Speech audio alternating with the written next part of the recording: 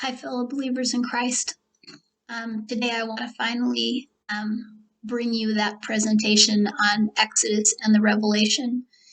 And it took a while, partly because I needed to know what was the main, thing that the Lord wanted me to learn from comparing Exodus and Revelation. And what he showed me was the main thing that we have to learn is that both are literal. Both stories are literal. The Exodus of the Israelites or the Hebrews out of Egypt is similar to the prophecy in Revelation in that they're both literal. Now with Revelation, it's also very comparable to Genesis because, the first few chapters of Genesis that describe the creation, because Revelation, both Genesis and creation both Revelation, the book, and the first few chapters of Genesis that describe the creation are both told, kind of like I've heard one person describe it as opening an onion, because you have all these layers, and the outside layer tells the whole story, and then you open it up and you have another layer closer to the core that tells the whole thing again, but in more detail, and you open it up again and you have another layer that also focuses in with more detail. So you see that in both Revelation and Genesis, where, for instance, in Genesis, it just generally tells you in the first chapter or so that God created the earth, including mankind, in 6 days, and then he rested on the seventh day.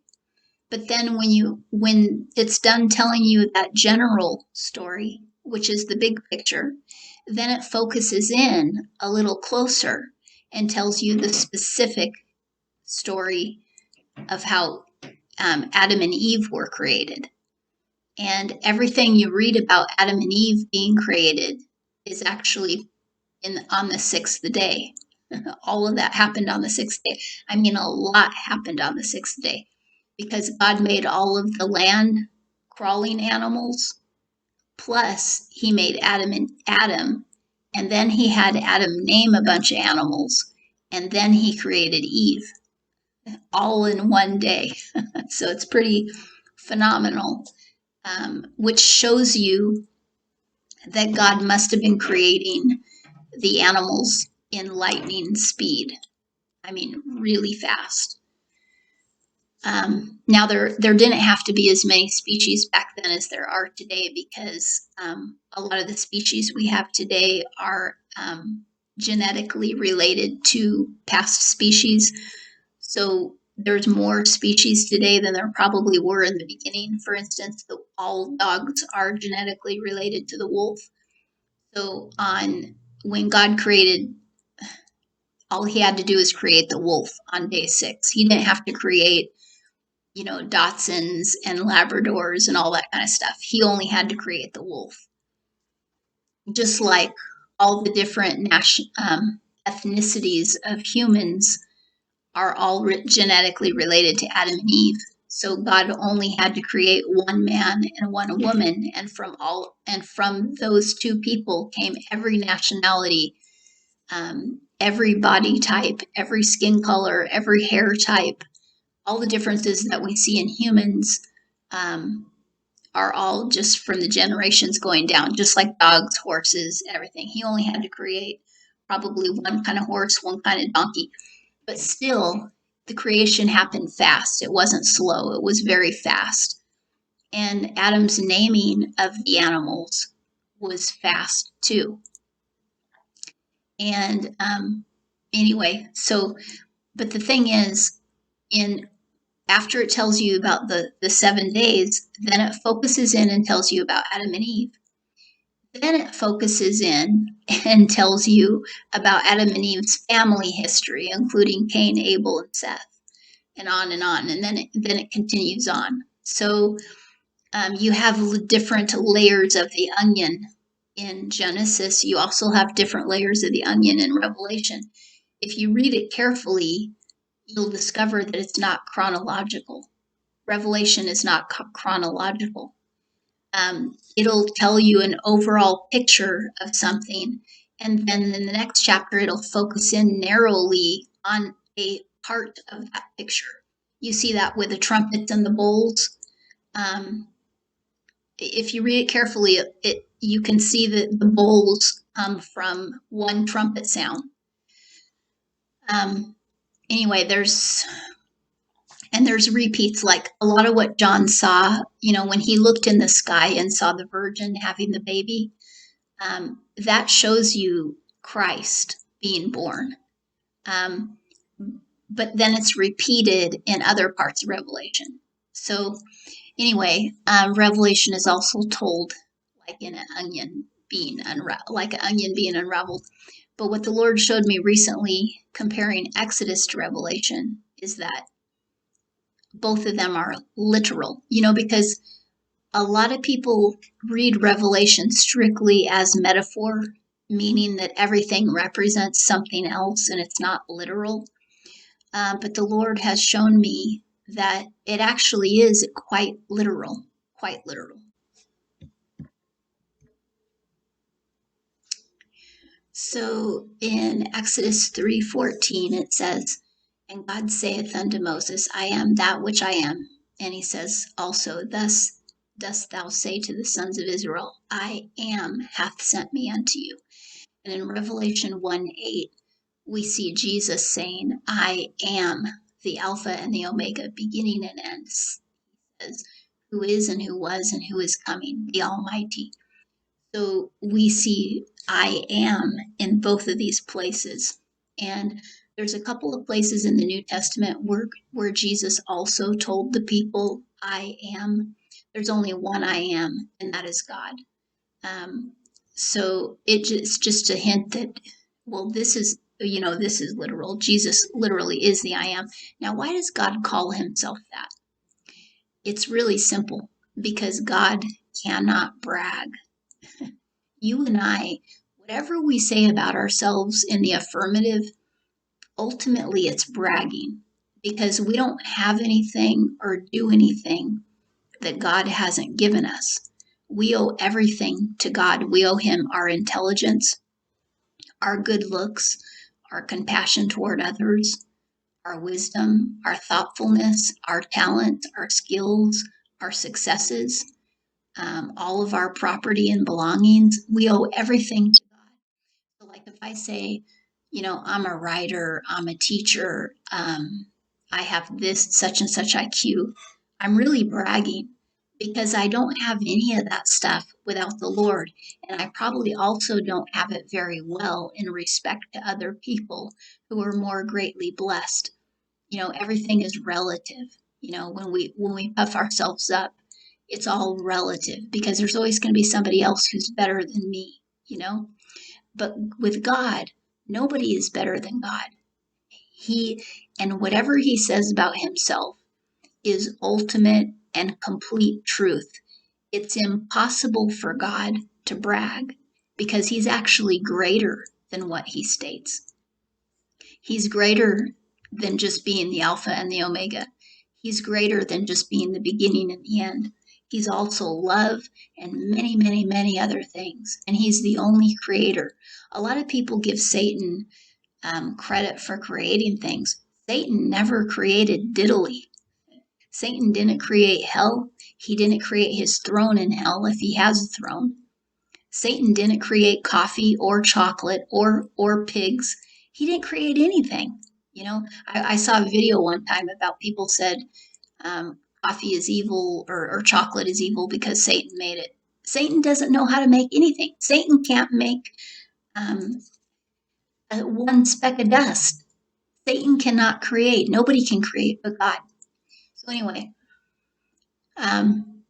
whenever we make statements about ourselves, we're giving ourselves way too much credit. But God, when he makes a statement about himself, it's entirely an understatement every single time. And that's why he can say, I am. And you and I really shouldn't. We really shouldn't. It's very disrespectful. Okay, so, and that was just one literal thing to compare. But we'll go a little deeper here. So in Exodus 7:1, God says to Moses, see, I have given thee as a god to Pharaoh. Now this is a simile, and Aaron thy brother is thy prophet. But this shows you a couple of other literal comparisons in Revelation here on the right. John the Baptist was the prophet to Jesus. So this is a foreshadowing of John and Jesus. And the beast has a false prophet, the beast with 10 horns.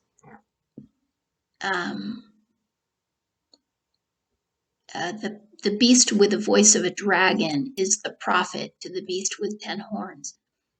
And Revelation states the Antichrist and the false prophet like 3 different times in 3 different ways. In one part of Revelation, they're called the beast with 10 horns and the beast with a voice of a dragon. But they're described in other ways in different parts of Revelation. So that's also very literal. In the end times, there will be an Antichrist who has a false prophet who gets everybody to worship the false prophet. The false prophet will get everybody to worship the beast, just as John the Baptist prepared the way for everybody to worship Jesus.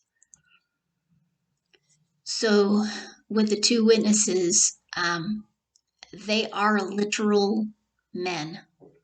I don't know who they're going to be, but they will have the same spirit that Moses and Elijah had because they'll perform the same miracles that Moses and Elijah performed, exactly the same miracles. They will bring plagues on the world, just like Moses brought plagues on Egypt. Now, of course, by God's power. And Moses had no power. It was all by God's power.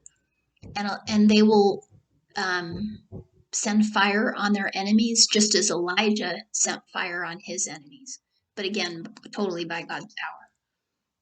But these, the 2 witnesses are literal men, just like Moses and Elijah were literal men.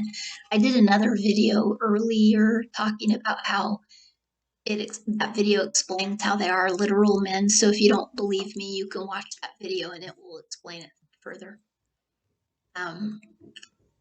So in this presentation, I'm going to focus on the 7th seal in Revelation, because the 7th seal is where you see a lot of similarity between the Exodus and Revelation. Okay, so pretty much all of these other passages are coming from the 7th seal. Okay, so in Exodus chapter 7, it mentions the waters of Egypt against their streams, against their rivers, and against their ponds, and against all their collection of waters. This is where God tells Moses to strike his rod against the waters, and then the fish will die in the river. And the fish which is in the river hath died, and the river stinketh, and the Egyptians have not been able to drink water from the river. Now, this literally happened. It wasn't a metaphor in Exodus. This really happened. The water really did turn to blood. All the fish really did die. The river really did stink. It was not a metaphor. The people really lacked fresh water to drink. And in Revelation, that's how we know that in Revelation it's not a metaphor. Then the 2nd angel sounded, and something like a great mountain burning with fire was thrown into the sea. So something that looks like a mountain burning with fire. I don't know if it'll be an asteroid or something different, but something will look like a mountain. I mean, that could be a nuclear bomb, because nuclear bombs look like mountains. They have that mushroom cloud that looks a lot like a mountain. So I don't know what it is. But it says like a great mountain. It doesn't say it was a great mountain. Okay? So it's something that looks like it. And 1/3 of the sea became blood, and 1/3 of the living creatures of the sea died, and 1/3 of the ships were destroyed. Now, over here it's talking about rivers. Over here it's talking about seas. but there is a similarity in that it's destruction of the water, and whatever's in the water dies, which you also see on this side. That means to me, what the Lord is showing me is this is literal. It's really going to happen. Something that looks like a mountain is going to crash into the sea, and a third of the creatures are going to die, and a third of the ships are going to be destroyed, literally. And every living creature in the sea died. Now, in Revelation 16, it also talks about one of the bowls being poured from the angel, and the sea becomes blood and everything dies. Okay, so the burning fire makes a third of everything die, and then when the water turns to blood, then everything that's left dies. Okay, so in Exodus chapter 8, again, it talks about the rivers and the ponds, and frogs are coming out. So again, it's more devastation coming from the river. And then in Revelation 8, something burning, a great star is thrown from heaven, burning as a lamp. And it falls upon a third of the rivers and upon the fountains of waters and makes them bitter. So it's not the same devastation, because in Exodus you have frogs coming out. That's a plague. And in Revelation 8, the waters are bitter, causing men to die from the poison waters. They actually become poison. So it's a different kind of problem, but it's still talking about rivers, things happening to rivers. So, if it was literal in Exodus, I believe it is literal in Revelation, because I believe that's what the Lord's been showing me by reading this comparison. There's so many comparisons. It's like people in the olden days would say, uncanny. It's crazy how many comparisons you find between the Exodus and Revelation. It's just astounding. And so to me, I feel that it's showing us that Revelation is literal. It's not a metaphor. There really will be a star that falls, and it will cause the waters to become poison. And all of this would be during the tribulation. As Exodus, when the Israelites or the Hebrews left Egypt, it was a tribulation on Egypt, on the land of Egypt, that they went through a tribulation during all that time that the plagues were coming down. Okay. And the tribulation was from God, not Satan. And this tribulation is going to be from God as well.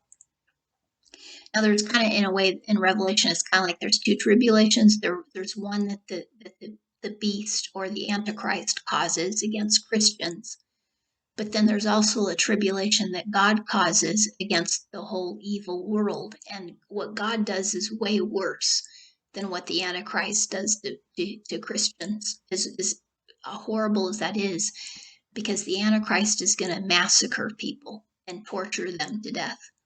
But God is going to basically set the whole world on fire. No place will be safe. So anyway, here in Exodus 9, you have God sending a boil on the cattle, and on man as well, down here in verse 7. I didn't highlight that. But the men and the cattle both get boils. Now, in the Old Testament, it isn't the first time that God killed people with boils. King Hezekiah almost died of a boil, and God spared his life. But it reads as if God sent the boil to kill him. So in Revelation 16, God sends a boil on everybody who has the mark of the beast. Now, it calls it it doesn't call it a boil, it calls it a loathsome sore. But that's a very good description of a boil. It's a very good description of a boil. So a boil is, now maybe it's not a boil, maybe it's something else, but it really makes me think it's a boil. A boil is when there's a lot of pressure deep in the deep layers of your skin, and it's a kind of like an infestation, or it's like a pus-filled um, pocket in your skin. And as the pus grows in volume, more and more pressure is there, and it makes this big ball deep in the layer of your skin, and it's extremely painful. It's very, very, very painful. The bigger it gets, the more painful it gets, almost like a tumor. Um, a boil would feel a lot like a tumor growing on you, and and uh, and they can drain as well. So anyway, so that's literal too. People are really going to be covered in boils. It won't be the first time that God did that, because, as I said, the the nation of Egypt, had great tribulation until uh, the um, the Hebrews came out. Now, there's an argument for post-tribulation believers, because in Egypt they didn't come out until the tribulation was over. But I'm still a pre-tribulation believer because of the story of Jericho, the story of Rahab, and the story of Noah all show a pre-tribulation rapture where the people are taken up, because Noah was taken up in the water when everyone else died. Because his boat elevated as the waters raised, his boat raised, so he was taken up in the water and saved. Only his family alone. When they took over Jericho, Rahab, her family alone, was taken up and over the wall, and they were taken out. And when the whole city was destroyed. And then in Sodom and Gomorrah, you also see it. Lot and his family are taken up a mountain. So it's always this taken up. And his family alone escapes when the whole city is destroyed. And then in Revelation, you have people of God taken up into the sky, and they escape destruction when God destroys. So I still believe, I'm still a pre-tribulation believer. But anyway, here in Exodus chapter 9, there is hell and fire catching itself in the midst of the hell. Now this means that there's going to be a huge ball of hell, which is basically ice. It's an ice ball. But inside the ice ball, remarkably, is fire on the inside of the ice ball. Fire. Such as has not been in the land of Egypt since it hath become a nation. Now, if I remember correctly, you can go back in the Bible and look this up. But I'm pretty sure that when God sent the fire on Sodom, it was also wrapped inside hail. It came down as hell with fire on the inside. We'd have to look it up to be sure. But here in Revelation 11, there were lightnings, noises, thunderings, and earthquake, and great hell, meaning it's big, really big. Big enough to probably kill people and cattle in one landing.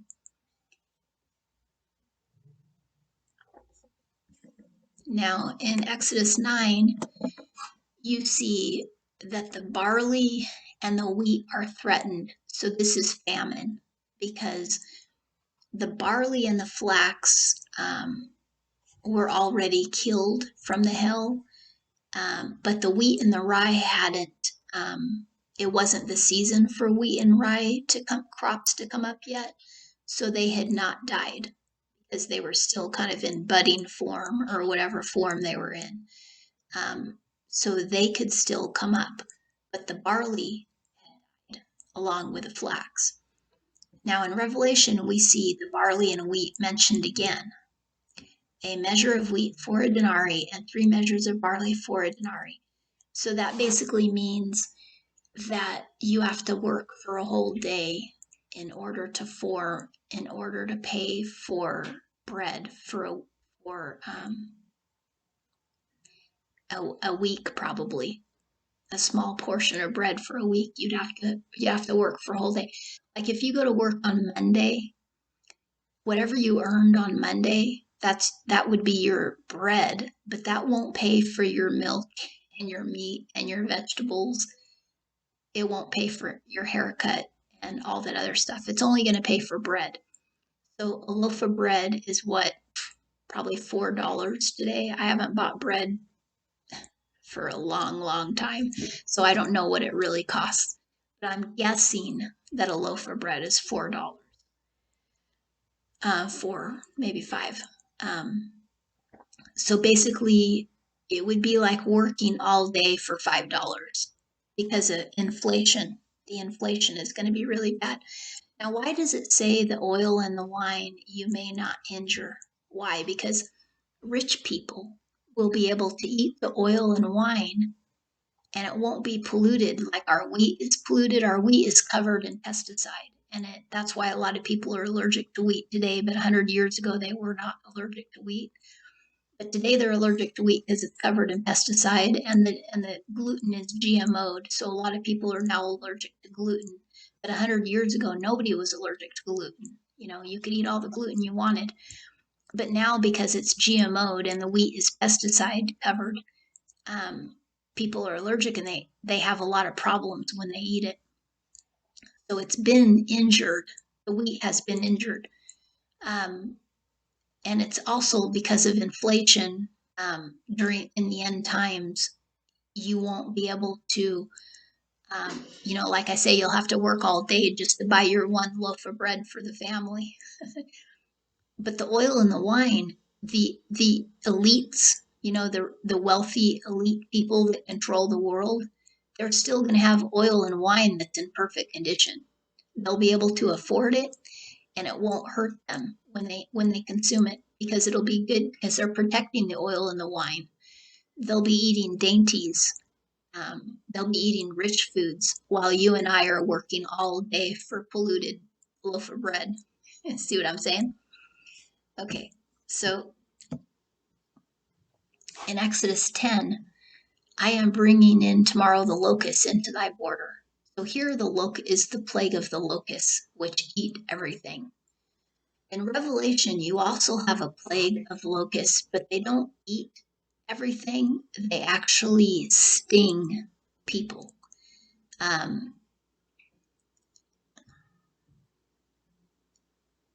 Now, I took Revelation 8, verse 7 to show you that all the grass is going to get burned up, just like in Exodus 10, the locusts ate the grass. But in Revelation 9, there will be this locust that looks very demonic.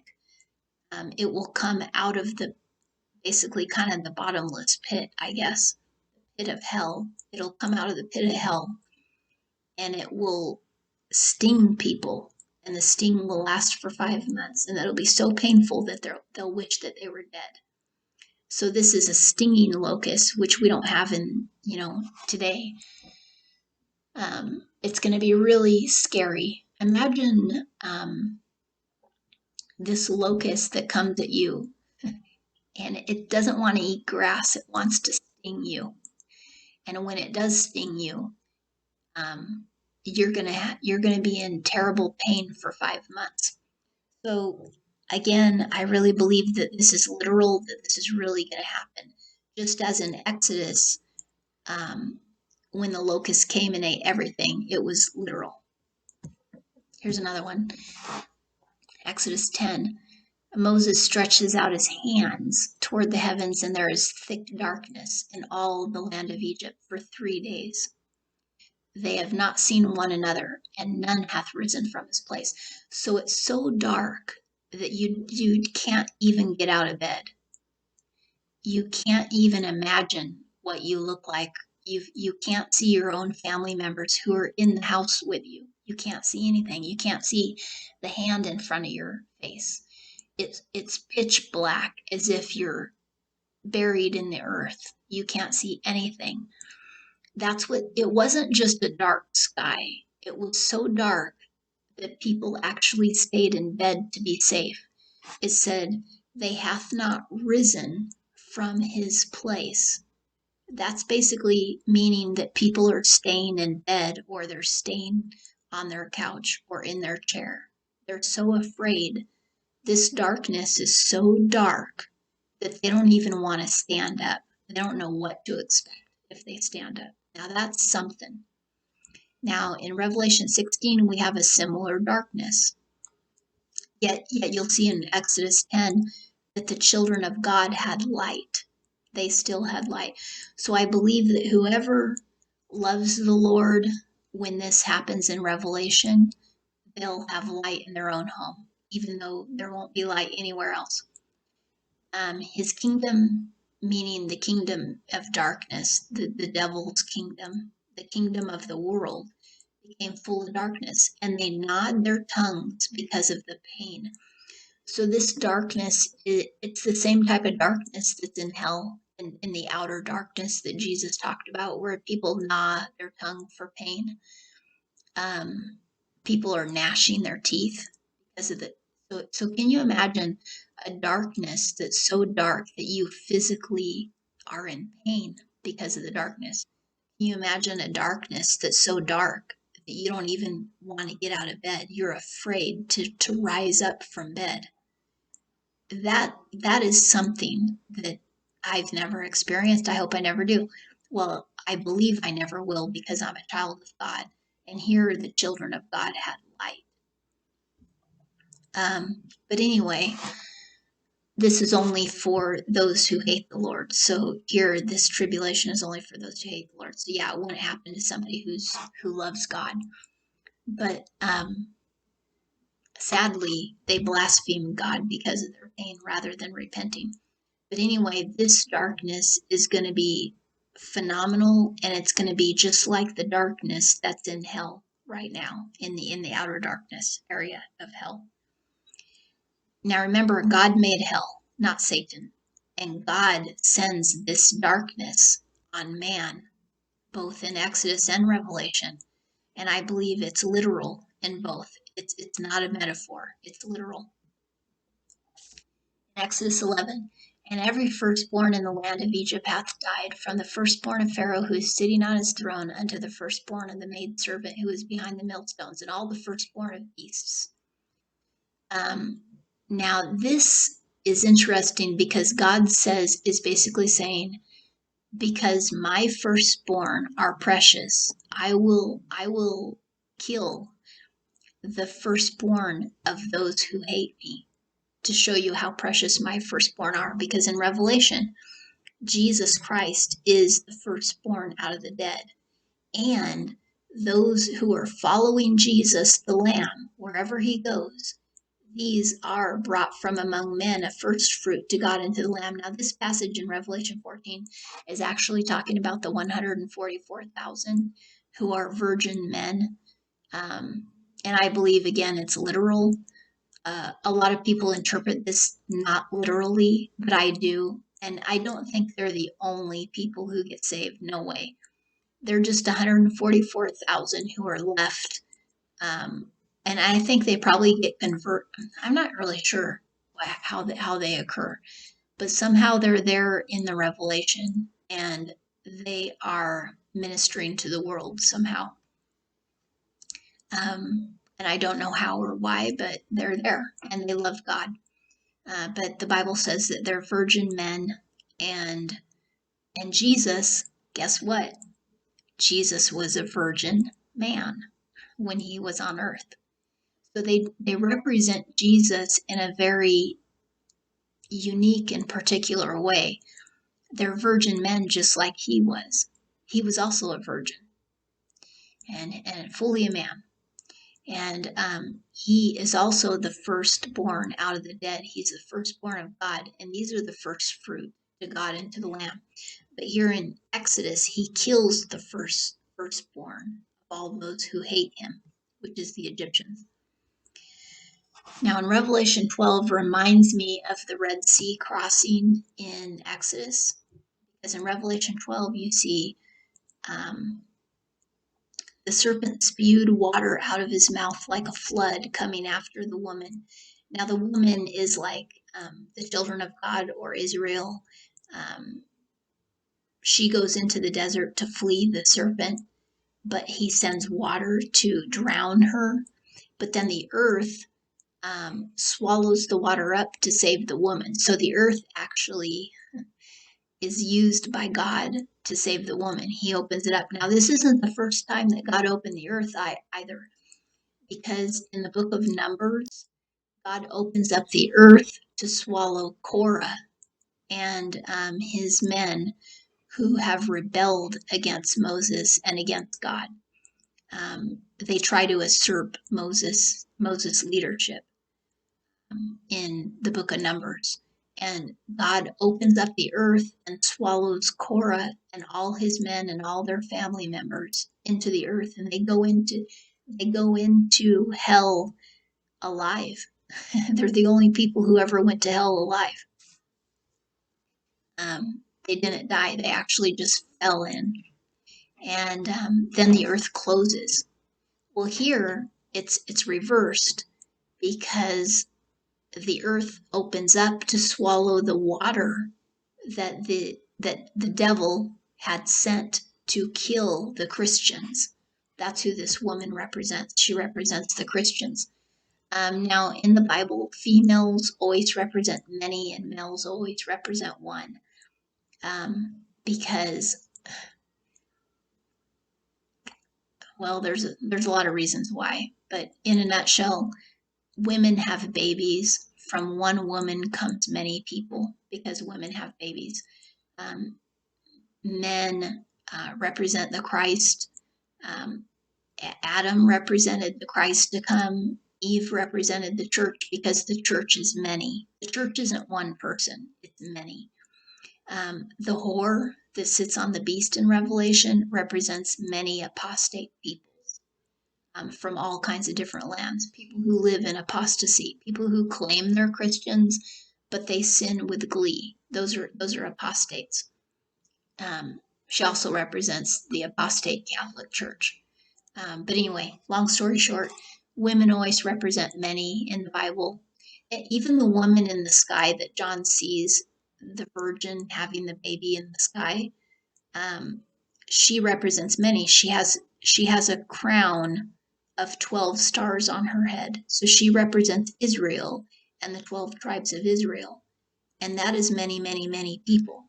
That's not one person. Okay, so anyway, so this woman who is actually many people, she's many Christians, Satan sends water into the desert to flood her and drown her, but the earth swallows it up. So just like the Red Sea crossing, now in the Red Sea crossing, the earth didn't swallow up water, but the water did part so that they could walk on dry land. This also happened with the Jordan crossing. The water parted so that they could walk on dry land. Now Elijah also parted the Jordan River as well, as I think it was Joshua parted the Jordan when they had to cross the Jordan. Moses parted the Red Sea when they had to cross the Red Sea. And Elijah, whose spirit is in one of the two witnesses, also parted the Jordan, when he and Elisha were spending their last day together before Elijah was taken up in the chariot,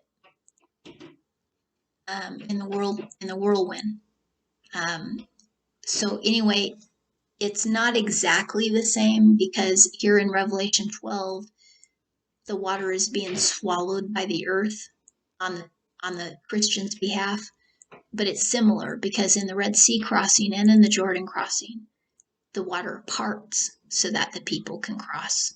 So it's kind of the same, similar scenario, even though it's not exactly the same. But again, I believe it's fully and 100% literal. So just to end it on a really neat note, and to show you that the Exodus really is a picture of the tribulation in Revelation, and we should see it that way, and we can learn more from it by reading it that way. In Exodus 15, you see the song of Moses. Moses sings after after they cross the Red Sea and the Egyptian chariots and Pharaoh and all of his men fall into the sea and die because the water covers them. Moses sings a song and he says, I sing to Jehovah for triumphing, he hath triumphed. The horse and its rider he hath thrown into the sea. Jehovah is a man of battle, Jehovah is his name. Thy right hand, O Jehovah. Now the right hand means Jesus Christ. In the Bible, the right hand of a man is always his firstborn son. And Jesus is the only Son of God. So Jesus is the right hand. Thy right hand, O Jehovah, is become honorable in power. Thy right hand, O Jehovah, doth crush an enemy, and Jesus Christ will crush all of his enemies in Revelation. Thou hast led forth in thy kindness the people whom thou hast redeemed. Yet Jesus redeems us, and he leads us forth. Thou hast led on in thy strength unto thy holy habitation. That's heaven. This is talking about heaven. Jesus is going to take us up in the sky to heaven. Thou dost bring them in and dost plant them in a mountain of thine inheritance. Now there's many verses in the Bible, both in Revelation and I believe in Ezekiel and Isaiah and Daniel, some other places like that, where it calls Zion a mountain, and it refers to heaven being a mountain of thine inheritance. You know, our inheritance in Jesus Christ is to be with God, to see him face to face, to see the Father in his home, which is heaven, a fixed place. Heaven is a fixed place. It's not going away, it's eternal. For thy dwelling, God dwells in heaven. So all of this is talking about heaven. Now in Revelation 15, what do they say? And I saw something like a sea of glass mingled with fire, and those who have the victory over the beast, over his image, and over his mark, and over the number of his name, standing on the sea of glass, having harps of God, they sing the song of Moses. So the same song that Moses sang at the end of the tribulation, we will all sing Moses' song, the servant of God, and the song of the Lamb, saying. Now the words look a little different, but it's considered the song of Moses. The spirit of the song is the same, even though the words are slightly different. And it just may be that these words are also included in this song, and John didn't write all of this. He just wrote this part that was different because we already know what these words are. I don't know. But anyway, I'm going to read it. Great and marvelous are your works, Lord God Almighty. Just and true are your ways, O King of the saints. Who shall fear you, O Lord, and glorify your name? For you alone are holy. For all nations shall come and worship before you, for your judgments have been manifested. So his judgments on the world have been manifested. They have occurred. And when something is manifest, it's when you can see it and feel it and hear it for yourself. So when Jesus Christ manifests himself to people, he actually appears to them in dreams, visions, and things like that. And they actually can see him. There's been people, I wish I had seen Jesus, but I will see him in heaven for sure. But there's people on earth who've seen Jesus before, who've had visions of him and or seen him in dreams. So when he manifests himself, you can physically see him and touch him. There's people they've had Jesus hug them and stuff like that.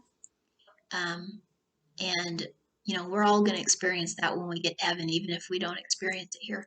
And I think the reason I've never experienced that is in part because I already believe without experiencing it. And I've noticed that with a lot of people who give testimonies of seeing Jesus, a lot of them didn't fully believe until after they saw him. You know what I mean? And so I think he reveals himself. He manifests himself to people who really need to see him in order to believe because of the things they've been through in their life. They can't have that faith without actually seeing him face to face. And so he appears to people who need to see him face to face. I didn't, because of my background and upbringing, I didn't need to see him face to face to believe in him, and I think that's probably why I've never seen him. But anyhow, one day we'll all see him, and it will be after his judgments are manifest on this world, after we see his judgments on this world. Anyway, I hope that blessed you and encouraged you to realize that Revelation is very literal. There are some metaphors in Revelation, but I think the storyline of Revelation is very literal. And it's exactly what we can expect, but we don't want to be here when that happens. We want to be up in the sky with Jesus. And anyway, God bless you. Keep walking in repentance, keep walking in the love of God, keep walking in faith. Jesus talks to you every single day, so listen to him. Develop an ear that listens because he is talking to you. I don't always hear him myself. It's because I'm not always listening. You know what I'm saying? So it's a daily battle for me to listen to the Lord. And so I encourage you to be an overcomer, and me too, so we can all hear his voice.